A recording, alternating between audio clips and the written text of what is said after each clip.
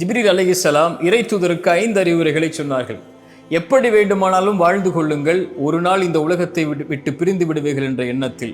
யாரை வேண்டுமானாலும் நேசித்துக் கொள்ளுங்கள், ஒரு நாள் எல்லோரும் உங்களை விட்டு பிரிந்து விடுவார்கள் என்ற எண்ணத்தில். எதை வேண்டுமானாலும் செய்து கொள்ளுங்கள், அதனுடைய கூலியை இறைவன் கொடுத்தே தருவான் என்ற எண்ணத்தில்.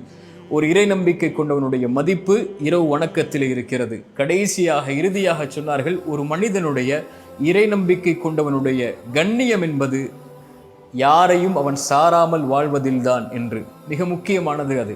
இந்த உலகத்திலே யார் நமக்கு முக்கியத்துவம் தரவில்லையோ அவர்களுக்கு ஒருபோதும் முக்கியத்துவம் தராதீர்கள். யார் உங்களுடைய வார்த்தைகளுக்கு செவிமடுக்கவில்லையோ அவர்களிடத்திலே ஒருபோதும் உங்களுடைய வார்த்தைகளின் நேரத்தை கொடுக்காதீர்கள். உங்களை விட்டு யார் பிரிந்தார்களோ அவர்களுக்காக ஒருபோதும் அழாதீர்கள். இதயம் உங்களுக்காகத்தான் துடிக்கிறது, பார்வை உங்களுக்காகத்தான் விழிக்கிறது. உங்களையும் உங்களுடைய இறைவனையும் மட்டும் சார்ந்து வாழுங்கள்.